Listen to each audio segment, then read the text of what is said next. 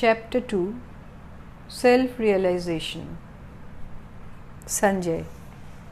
These are the words that Sri Krishna spoke to the despairing Arjuna, whose eyes were burning with tears of pity and confusion. Krishna. This despair and weakness in a time of crisis are mean and unworthy of you, Arjuna.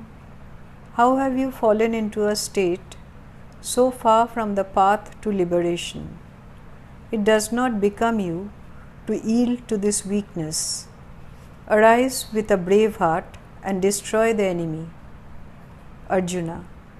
How can I ever bring myself to fight against Bhisha and Drona, who are worthy of reverence? How can I, Krishna? Surely it would be better to spend my life begging than to kill these great and worthy souls. If I kill them, every pleasure I found would be tainted. I don't even know which would be better for us, to conquer them or for them to conquer us. The sons of Dhritarashtra have confronted us, but why would we care to live if we kill them? My will is paralyzed and I am utterly confused.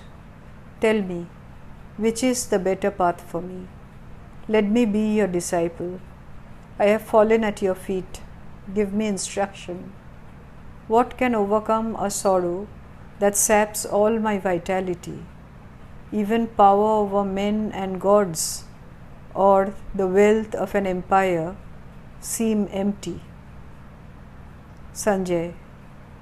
This is how Arjuna, the great warrior, spoke to Sri Krishna with the words, O Krishna, I will not fight.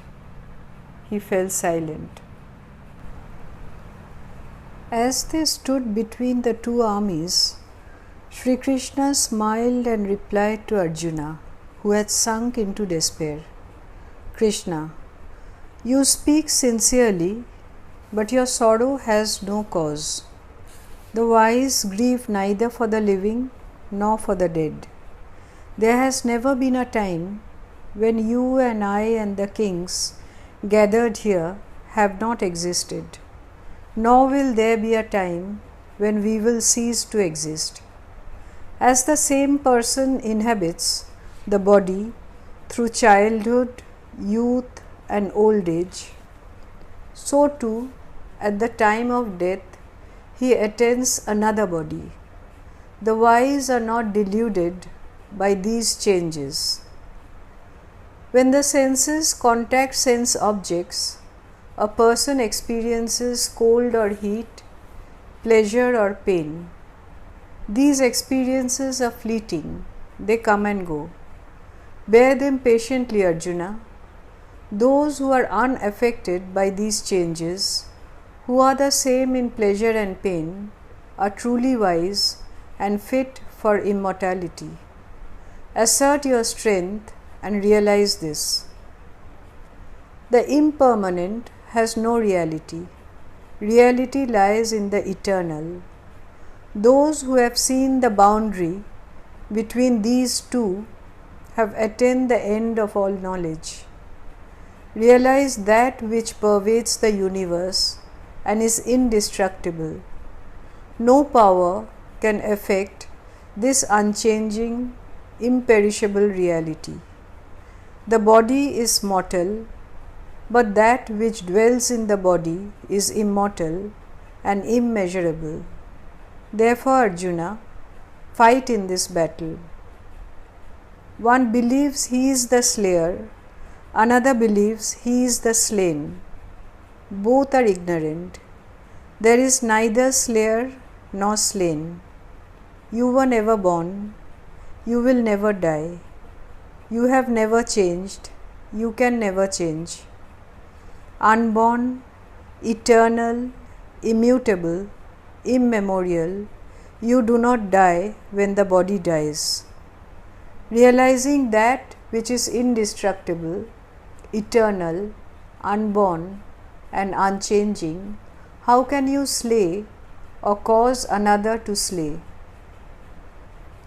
As one abandons worn out clothes and acquires new ones, so when the body is worn out, a new one is acquired by the self who lives within. The self cannot be pierced by weapons or burnt by fire.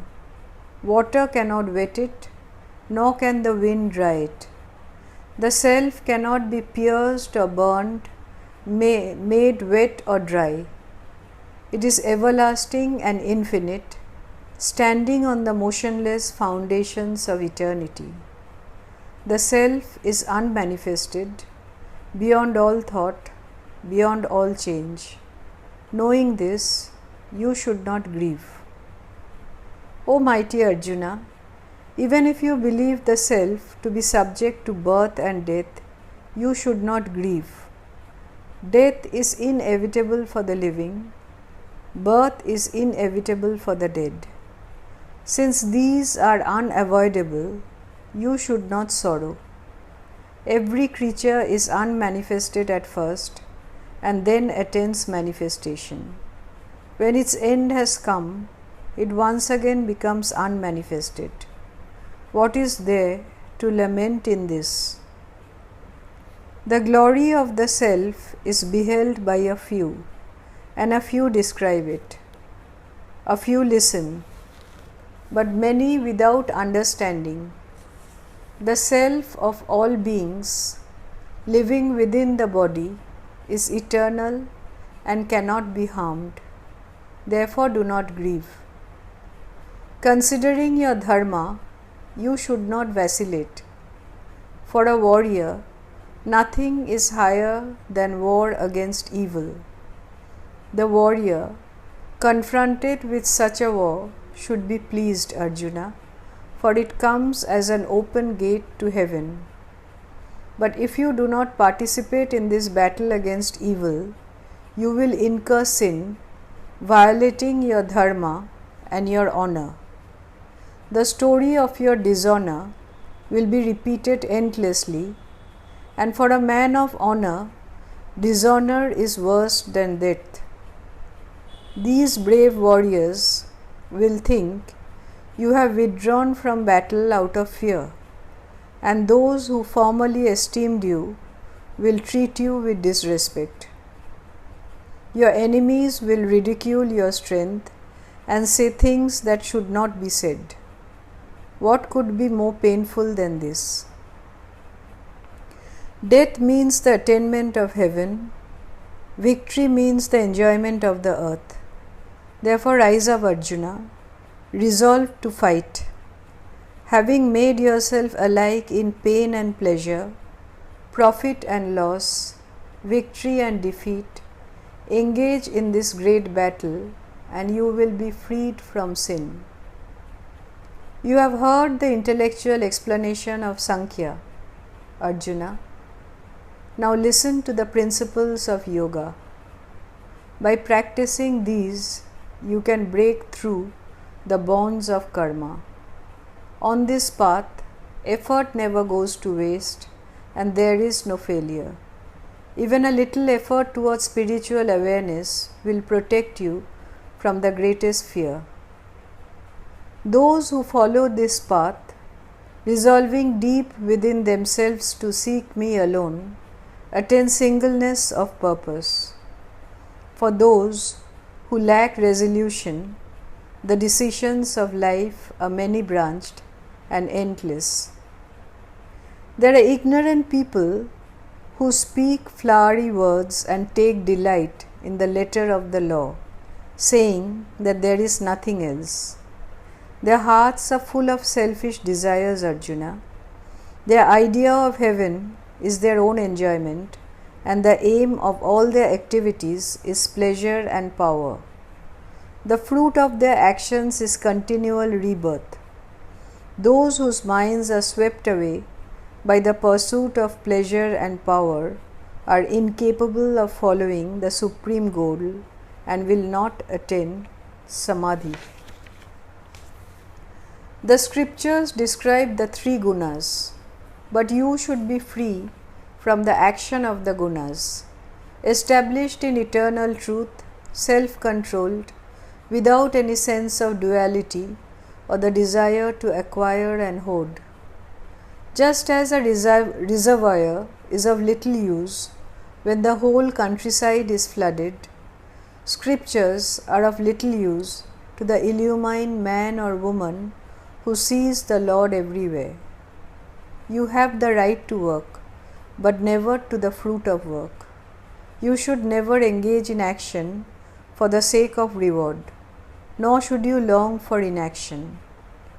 Perform work in this world, Arjuna, as a man established within himself, without selfish attachments, and alike in success and defeat.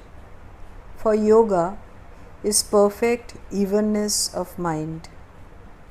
Seek refuge in the attitude of detachment, and you will amass the wealth of spiritual awareness. Those who are motivated only by desire for the fruits of action are miserable, for they are constantly anxious about the results of what they do. When consciousness is unified, however, all vain anxiety is left behind. There is no cause for worry whether things go well or ill. Therefore, devote yourself to the disciplines of yoga, for yoga is skill in action. The wise unify their consciousness and abundant attachment to the fruits of action, which binds a person to continual rebirth. Thus they attain a state beyond all evil. When your mind has overcome the confusion of duality, you will attain the state of holy indifference to things you hear and things you have heard. When you are unmoved by the confusion of ideas and your mind is completely united in deep samadhi, you will attain the state of perfect yoga. Arjuna, tell me of those who live established in wisdom, ever aware of the self, O Krishna. How do they talk? How sit? How move about? Krishna, they live in wisdom who see themselves in all and all in them, who have renounced every selfish desire and sense craving tormenting the heart. Neither agitated by grief nor hankering after pleasure, they live free from lust and fear and anger. Established in meditation, they are truly wise. Fettered no more by selfish attachments, they are neither elated by good fortune nor depressed by bad. Such are the seers. Even as a tortoise draws in its limbs, the wise can draw in their senses at will. Aspirants abstain from sense pleasures, but they still crave for them. These cravings all disappear when they see the highest goal. Even of those who tread the path, the stormy senses can sweep off the mind. They live in wisdom who subdue their senses and keep their minds ever absorbed in me. When you keep thinking about sense objects, attachment comes. Attachment breeds desire, the lust of possession that burns to anger. Anger clouds the judgment. You can no longer learn from past mistakes. Lost is the power to choose between what is wise and what is unwise, and your life is utter waste. But when you move amidst the world of sense, free from attachment and aversion alike, there comes the peace in which all sorrows end, and you live in the wisdom of the self. The disunited mind is far from wise. How can it meditate? How be at peace? When you know no peace, how can you know joy? When you let your mind follow the call of the senses, they carry away your better judgment as storms drive a boat off its charted course on the sea. Use all your power to free the senses from attachment and aversion alike and live in the full wisdom of the self. Such a sage awakes to light in the night of all creatures. That which the world calls day is the night of ignorance to the wise. As rivers flow into the ocean, but cannot make the vast ocean overflow, so flow the streams of the sense world into the sea of peace, that is the sage. But this is not so with the desire of desires. They are forever free who renounce all selfish desires and break away from the ego cage of I, me and mine to be united with the Lord. This is the supreme state. Attend to this and pass from death to immortality. Om Namah Bhagavate Vasudevaya.